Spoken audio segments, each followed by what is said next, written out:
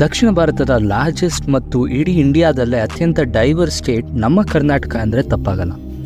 ಇವತ್ತು ನಾವು ಕರ್ನಾಟಕದ ಜಿಯೋಗ್ರಫಿ ಬಗ್ಗೆ ತಿಳ್ಕೊಳ್ಳೋಣ. ನಮ್ಮ ಸ್ಟೇಟ್ ಜಿಯೋಗ್ರಫಿನ 3 ಝೋನ್ಸ್ ಆಗಿ ಡಿವೈಡ್ ಮಾಡ್ಬೋದು. ಅದರಲ್ಲಿ ಮೊದಲನೇದು ಅರೇಬಿಯನ್ ಸಿ ಮತ್ತು ಮಲೆನಾಡು ಮಧ್ಯ ಬರೋ ಕರಾವಳಿ ಕೋಸ್ಟಲ್ ಪ್ಲೇನ್ಸ್. ಉತ್ತರ ಕನ್ನಡ, ಉಡುಪಿ ಮತ್ತು ದಕ್ಷಿಣ ಕನ್ನಡ ಜಿಲ್ಲೆಗಳು ಇದರ ಭಾಗವಾಗಿವೆ. ಮಲೆನಾಡು ಇರೋದ್ರಿಂದ ಇಲ್ಲಿ ತುಂಬ ಮಳೆ ಆಗುತ್ತೆ.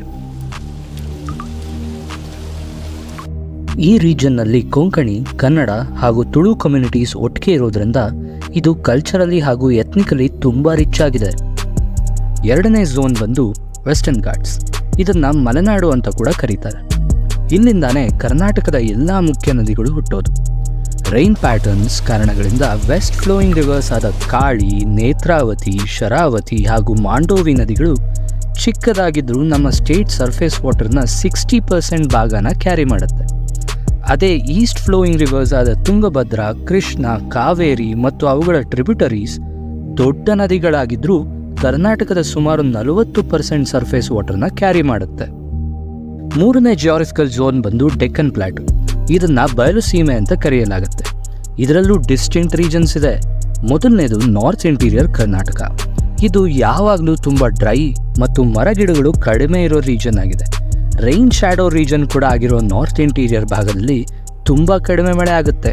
ಆನ್ ಆನ್ ಆವ್ರೇಜ್ 73% ಮಳೆ. ಇದನ್ನು ಕರಾವಳಿಗೆ ಕಂಪೇರ್ ಮಾಡಿದರೆ ಬರೀ 1/5 ಟೈಮ್ಸ್ ರೈನ್ಫಾಲ್ ರಿಸೀವ್ ಮಾಡುತ್ತೆ. South interior Karnataka comparative height ತುಂಬ ಜಾಸ್ತಿ ಇದೆ. ಇಲ್ಲೇ ನಮ್ಮ ಬೆಂಗಳೂರು ಕೂಡ ಇರೋದು. ನಮ್ಮ ಸ್ಟೇಟ್ ಕ್ಯಾಪಿಟಲ್ ಆಗಿರೋ ಬೆಂಗಳೂರಿನ ಹೈಟ್ನ ನಾರ್ತ್ ಇಂಡಿಯಾದಲ್ಲಿರೋ ಜಮ್ಮುಗೆ ಕಂಪೇರ್ ಮಾಡಿದರೆ ಆಲ್ಮೋಸ್ಟ್ 3 ಟೈಮ್ಸ್ನಷ್ಟು ಜಾಸ್ತಿ ಇದೆ.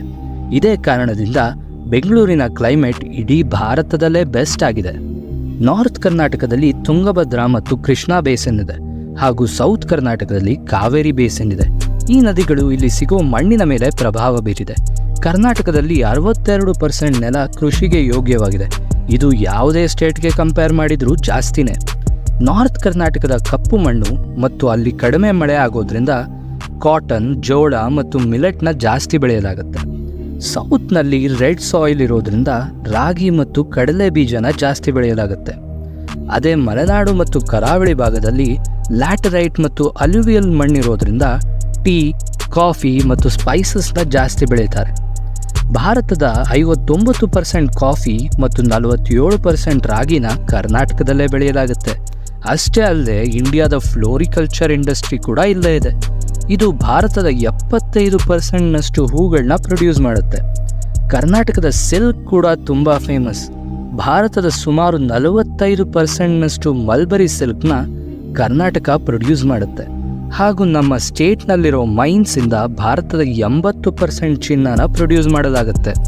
ಬೆಂಗಳೂರು ಇಡೀ ದಕ್ಷಿಣ ಭಾರತದ ಸೆಂಟರ್ನಲ್ಲಿರೋದ್ರಿಂದ ಆಲ್ಮೋಸ್ಟ್ ಎಲ್ಲ ಮೇಜರ್ ಸಿಟಿಗಳಿಗೆ ಹತ್ತಿರ ಇದೆ. ಈ ಲೊಕೇಶನ್ ಬೆನಿಫಿಟ್ ಹಾಗೂ ಮೊದಲೇ ಎಸ್ಟಾಬ್ಲಿಷ್ ಆಗಿದ್ದ ಎಜುಕೇಷನ್ ಮತ್ತು ಇನ್ಫ್ರಾಸ್ಟ್ರಕ್ಚರ್ ಬೆಂಗಳೂರನ್ನು ಇಡೀ ಇಂಡಿಯಾದ IT ಕ್ಯಾಪಿಟಲ್ ಮಾಡಿದೆ. ಇಡೀ ಇಂಡಿಯಾದಲ್ಲೇ ಲಾರ್ಜೆಸ್ಟ್ IT ಕ್ಲಸ್ಟರ್ ಹಾಗೂ ಸ್ಟಾರ್ಟಪ್ ಹಬ್ ಆಗಿರೋ ಬೆಂಗಳೂರು ಇಂಡಿಯಾದ 34%ನಷ್ಟು IT ಎಕ್ಸ್ಪೋರ್ಟ್ಗೆ ಕೂಡ ಕೊಡುಗೆ ಕೊಡುತ್ತೆ. ಇದು ನಮ್ಮ ಕರ್ನಾಟಕದ ಶಾರ್ಟ್ ಮತ್ತು ಬ್ರೀಫ್ ಜಿಯೋಗ್ರಫಿ. ಹೀಗೆ ಇಂಟ್ರೆಸ್ಟಿಂಗ್ ವಿಡಿಯೋಸ್ನ ನೋಡಬೇಕು ಅಂದರೆ ನಮ್ಮ ಚಾನಲ್ಗೆ ಸಬ್ಸ್ಕ್ರೈಬ್ ಮಾಡೋದನ್ನು ಮರಿಬೇಡಿ. ಧನ್ಯವಾದಗಳು.